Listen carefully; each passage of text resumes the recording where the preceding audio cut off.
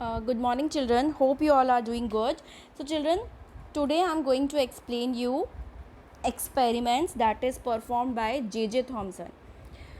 So, we know, children, that electron is discovered by J.J. Thomson in the year 19th century, you can say, or in the year 1897. So, he has performed this experiment. So, what he discovered after the John Dalton, he has conducted this experiment on the gases, and as you know that gases are poor conductor of electricity. So he want to check this concept. Now what he did in his experiment, he you can see this figure 4.1 here. So he connected a high voltage battery. You can see the charge plus minus here, electrodes are here. So he just in this discharge tube, this is the glass discharge tube, it is made up of hard glass. So he connected a high voltage battery to this glass discharge tube, and he completely sealed both the ends by placing or fitting two metal plates. You can see here, one plate is here, another plate is here, which is connected with a different electrodes, cathode electrode and anode electrode. So we know that cathode is the negative electrode and anode is the positive electrode. So both the plates are called, these two metal plates which is sealed are called electrodes, act as an electrode. The metal plate connected to the, as I said, one is connected to the anode electrode, and the another one with the cathode electrode. And this discharge tube consists of a side tube. You can see here vacuum part is there, vacuum is written, this part. This tube is connected with a vacuum pump so that it can remove the gases. So what he observed, that when he just set up this experiment, this diagram, this apparatus, he saw that at very low temperature, very low pressure and very high temperature. So remember these two conditions, very low temperature and very high temperature. What he found gases can pass electricity, and he observed the deflections also. As you can see here, all the rays deflected towards the positive side. So he observed this. Okay, how he has done that I will show you, I will explain you. So remember the two condition, very low pressure and very high temperature only air or gases can pass electricity, even though they are these gases are poor conductor. So the tube was filled with air.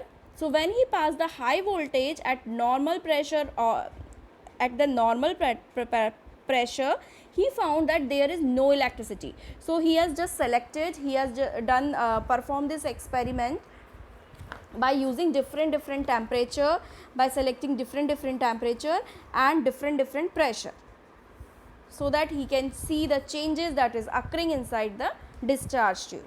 So first what he did, at high pressure, at normal pressure and high voltage, high temperature, he just observed there is no passing of electricity, no electricity passed through the air, as it is written, air is the poor conductor of electricity.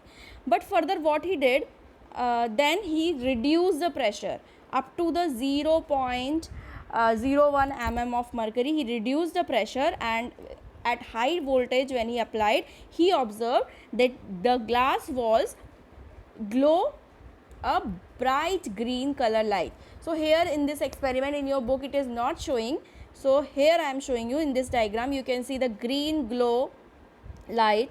So he did the same thing at very low pressure and high voltage generator. You can see it is fitted. So this picture is nice, it will clear. So when he observed, so this cathode electrode, he found that from the cathode electrode cathode rays is moving towards the anode and it is glowing the green light. He observed this. Okay. So remember this diagram. So he found that the greenish glow on the glass wall is due to the hitting of the some invisible rays. So you can say these cathode rays are invisible rays emitted from the cathode electrode. So you can say cathode electrode, invisible rays is coming, and when it is strike to the glass surface here, it will glow green light. So he named these green light, as it is coming from the cathode electrode, he named it cathode rays. Okay. Now J.J. Thomson also conducted the nature. What is the nature? What is the charge of this? So he conducted so many times this experiment, and he found the same thing, that from the cathode rays these invisible rays are coming, and it is glowing the green light, green glow. So he, after conducting, he observed, he placed different electric field, like you can see he placed the electric current into it. So when he provides the electric current, what he observed that these rays bending towards the or deflected towards the positive side when he applied the electric current to it, electric field. So physics, you know that what is electric field, how people are doing this electric field experiments.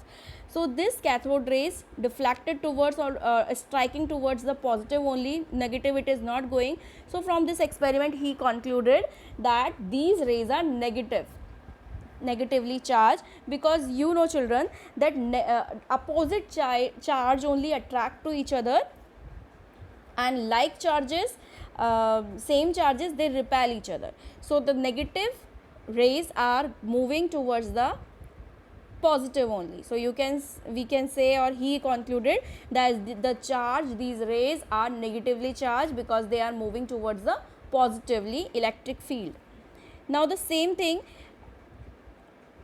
he has placed in another experiment. He has placed one paddle like structure here in between the path of the cathode rays, and he observed that these rays are also able to rotate the paddle wheel. So that diagram is also not given, and this explanation is also not given. So by moving of this paddle wheel, or cathode rays are able to move the paddle wheel. So he can say that they has the kinetic energy, it can generate the kinetic energy, by it has tendency to move the paddle wheel also. And the same thing, when we will apply the magnetic field, it will deflect towards it. So all these are the properties, and they always travel in the straight line. Okay, even though we will provide the electric field or magnetic field or any obstacle, if we will place in the path, then only it will show the effect. Otherwise it will or it will bend or it will deflect, otherwise it will travel on a straight path.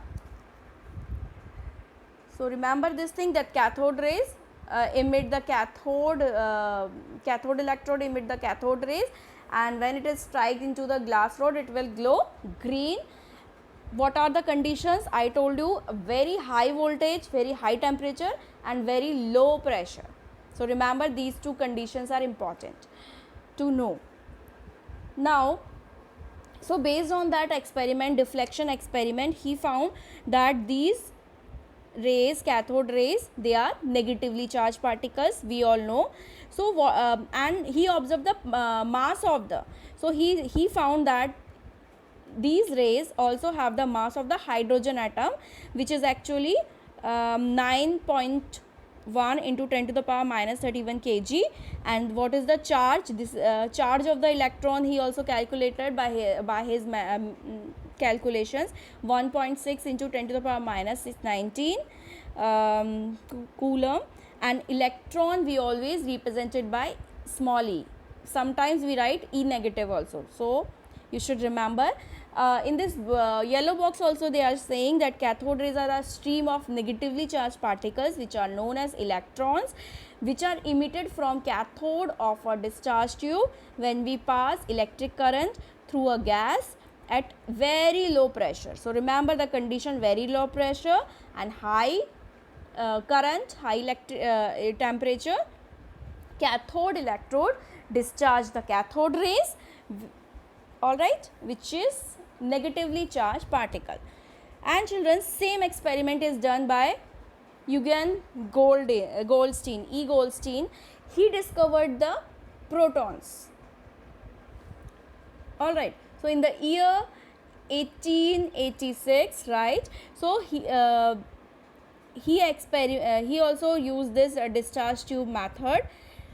So what he did, like J.J. Thomson do not use any, he used only cathode rays, okay, but he made cathode perforated, you can see here perforated plate. So he placed here cathode perforated plate in between the cathode and anode, and what he observed, he filled the glass tube with air at very high voltage and low pressure, and he observed a faint red glow behind the cathode.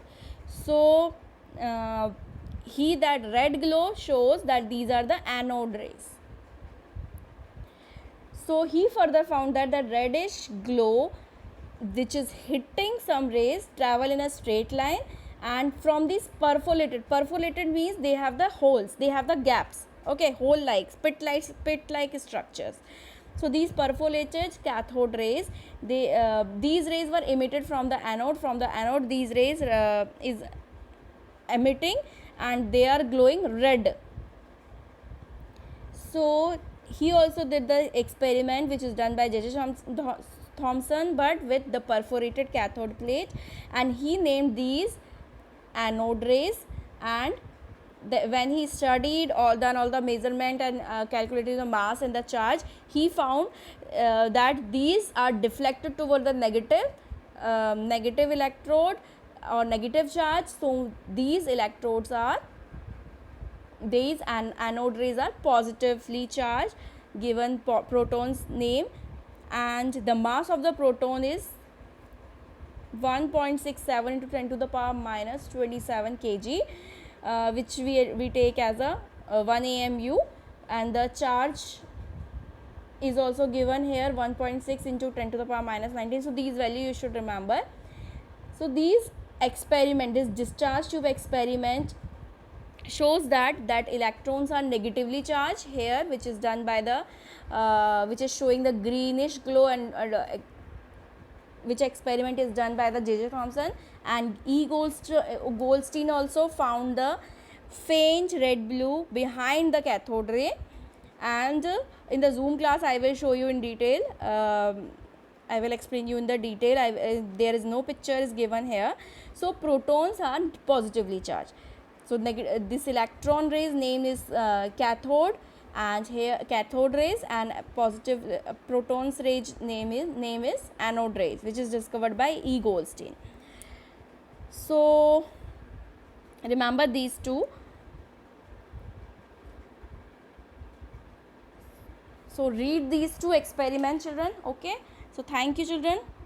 Next rest of the experiment I will explain you in the next class.